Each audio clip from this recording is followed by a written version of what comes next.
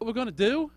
We're not going to invite any of the bishops from Asia, and we're going to discuss celebrating Easter, and we're all going to agree, and it's going to be great. Glory to God in the highest. And that's exactly what happened. Easter was approved. Hey, I didn't write this stuff. I'm just reading it. Conclusions. Got a couple. This is the picture that has emerged.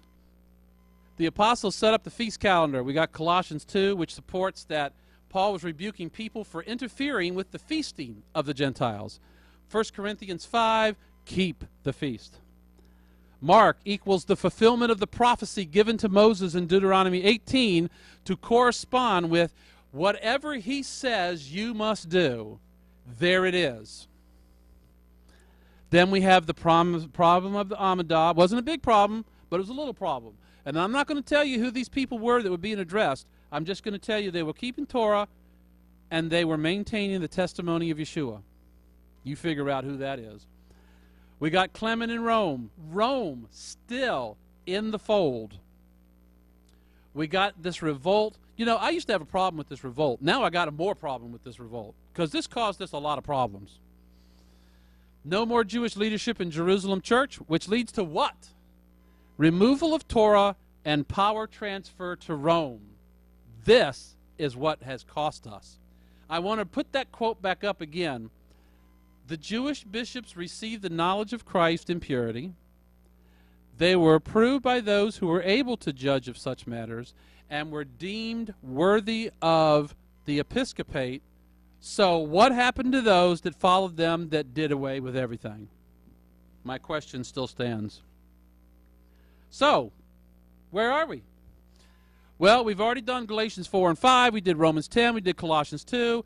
There are others that we need to still get out and scrape away a buildup of flawed analyses. I mean, we got some work to do, but we're dressing it. Matthew 7, the road traveled, and Luke 13, the straight gate, pose interesting questions that we need to be able to answer. This is a Greek word. I'm not going to tell you what it is, but I am going to tell you what it means. From Freiburg, it says, contend for prize, make every effort, try very hard, do one's very best. It is a literal word for the public games in the first century. And this is what it means, and I will put it into the vernacular of our century today in the Olympic Games. Let's say that you are a mile runner. You are on a track that's a quarter mile. You have made 3 complete laps. You're now in the 4th lap. This is the final lap. You have made the final turn. What you do now from the final turn to the line that you have to cross to win, what you do is what this word means. This will determine whether you win or you don't. That's where the word was used literally in the first century. Now, you need to know what the rest of this verse says. All right? I'm going to use strive, but we could use try very hard, do your very best, make every effort. I'm going to use the word strive. You ready?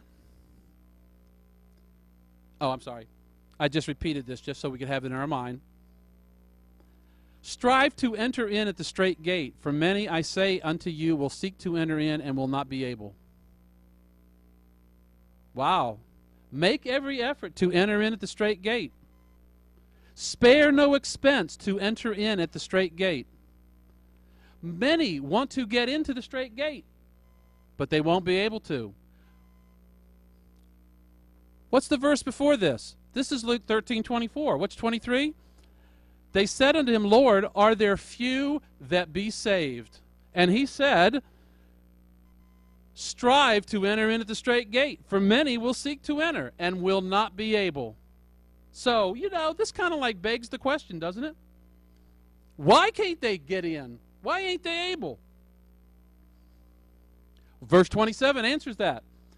I tell you, I don't know you, where you're from. Depart from me, ye workers of KJV, iniquity. Other translations, whatever. The word in Greek I have highlighted in yellow, adikios, Here we go. Freiburg, guess what? It's disregard for the divine law.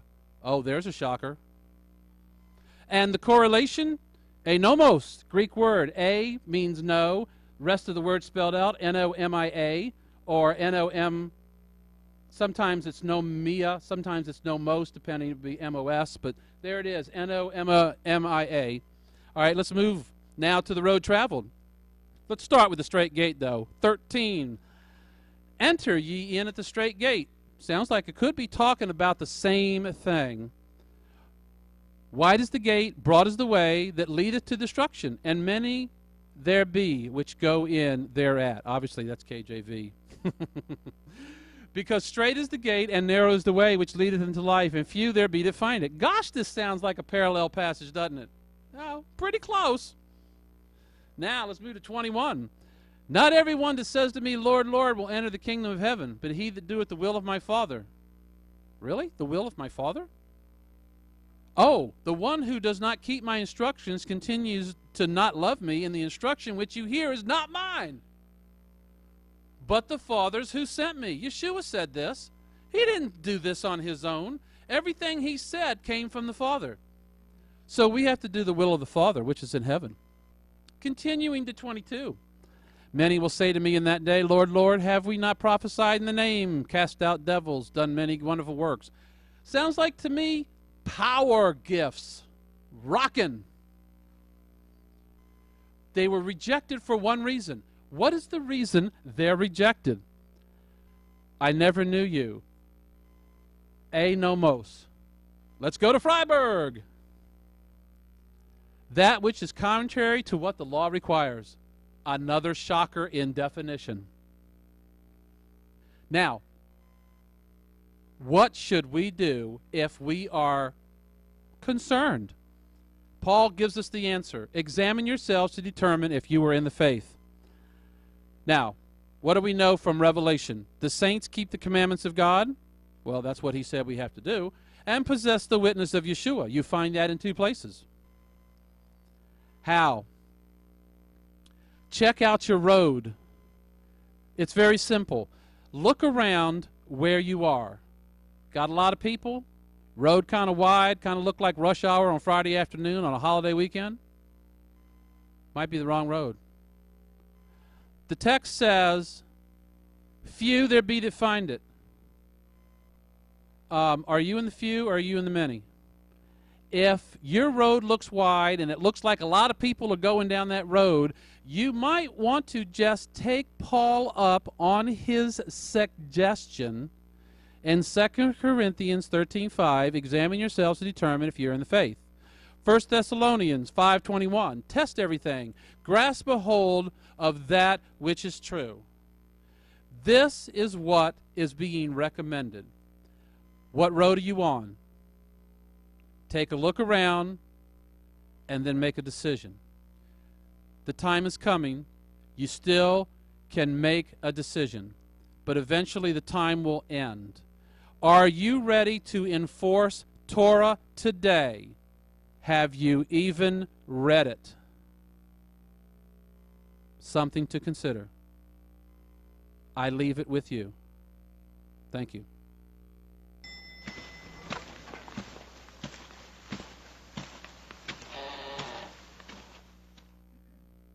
I will take questions.